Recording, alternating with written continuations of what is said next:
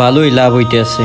500 টাকার মাল 500 টাকায় বেচিয়া 200 টাকা মাইরে দিতেছি আর 300 টাকা ক্যাশে রাখি, মালিকের টেরও পাইতেছে না। এই জায়গায় শুনছি লাইফস্টাইল নামে একটা দোকান আছে, এইটাই মনে হয় হইবে, যাইয়ে দেখি তো। ভাই পাঞ্জাবি হবে আমার সাইজের? হ্যাঁ ভাই, পাঞ্জাবি আছে, কালেকশন দেখাইতেছি। কোন কালার লাগবে দেখেন? ভাই আমার একটা ব্ল্যাক কালারের পাঞ্জাবি দেখান। হ্যাঁ ভাই আছে, দেখাইতেছি। এইটা ভাই ভালো মনে হইবে আপনাকে। ভাই এটার প্রাইস কত?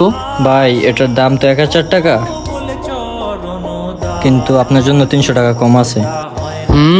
1000 টাকার পাঞ্জাবি 300 টাকা ছাড়, ভালোই হয়েছে। আচ্ছা ঠিক আছে ভাই, প্যাক করে দেন। এই নেন ভাই। আচ্ছা আসি।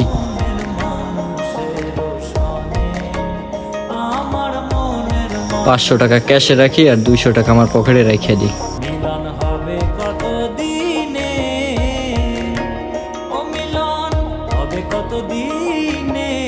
দীর্ঘ 10টি বছর পর দেশে আসলাম, আর আমাদের দোকান আগেও যেমন ছিল এখনও তেমনই, কোনো পরিবর্তন দেখতেছি না। বুঝলাম না কিছু। দোকানে তো আগের মতো ওই রকম মালও দেখি না। দোকানে ভালো বেচা কিনা না হলে তো ব্যবসায় লসই হবে। এই জন্যই ভাই আমাকে কল দিয়ে বললো যে ব্যবসায় নাকি তার লস হয়। ভাই কি লাগবে ভাই, কি খুঁজতেছেন? ভাই আসলে একটা শার্ট দরকার, ওই শার্টটা একটু দেখান তো ভাই।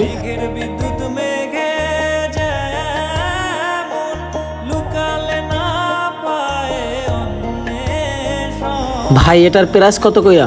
ভাই যদি দামাদামি করেন তাহলে দাম 1000 টাকা, আর যদি দামাদামি না করেন তাহলে আপনার জন্য ছাড় আছে। ছাড় আছে মানে কত টাকা ছাড় ভাই?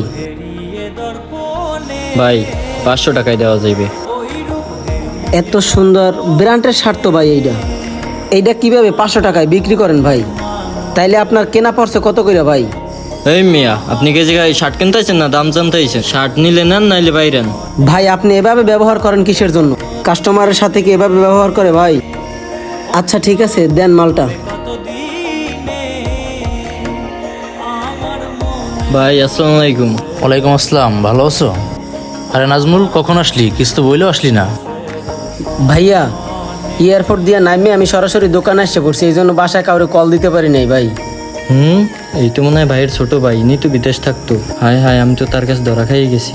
ভাইয়া তুমি দোকানে আইছো সময় মতো, খুব ভালো হয়েছে। আসো ক্যাশে বসো ভাইয়া। ভাইয়া আমি এয়ারপোর্ট দিয়ে যদি সরাসরি দোকানে না আসতাম তাইলে ভাইয়া আমি চোর ধরতে পারতাম না। চোর মানি? কই চোর? কারে চোর ধরছো? তুমি যে কর্মচারী তোমার দোকানে রাখছো ছোট ভাইয়ের মতো ভালোবাসা দিয়ে, ওই নিজেই হইলে চোর। 1000 টাকার একটা মাল ও 500 টাকায় বিক্রি করে, ওই জায়গা দিয়ে 100 টাকা ওর পকেটে ঢুকায়। তুমি তো তা জানো না। এইরকম করে তোমার ব্যবসাটা ডাবাই দিছে ওই। তুমি তো ঠিকমতো দোকানে আসো না, বাসায় থাকো, এই ফাঁকে ওই চুরিগুলো করে।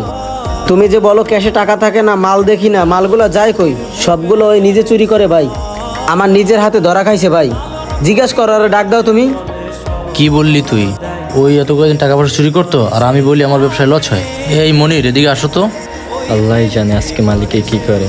তুমি বললা ব্যবসায় লস হয়, মাল কম দামে বেচছেও, সেই জায়গা থেকে পকেটে টাকা রাইখে দাও। আমার ভাই হাতে নাতে ধরলো, এটা কি সত্যি?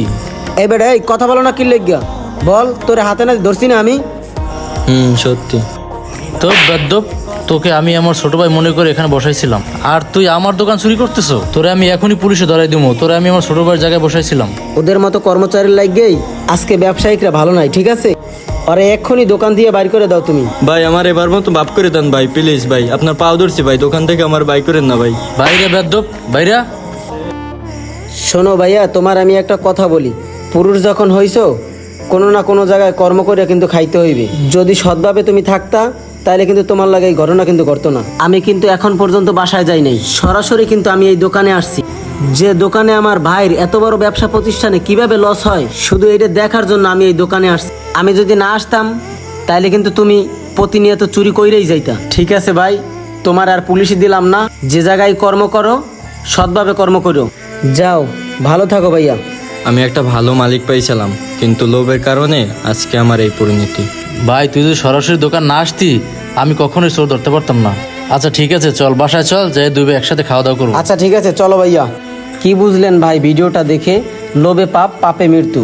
কখনোই বেশি লোভ করতে নাই। একটা মালিক বিশ্বাস করে তার কর্মচারীর উপরে তার এত বড় ব্যবসা প্রতিষ্ঠান রেখে যায়, আর সেই বিশ্বাসের ঘরেই যদি কর্মচারী চুরি করে তাহলে আর কাউকেই বিশ্বাস করা যায় না। তাই ভিডিওটা কেমন লাগলো অবশ্যই কমেন্ট করে বলে যাবেন।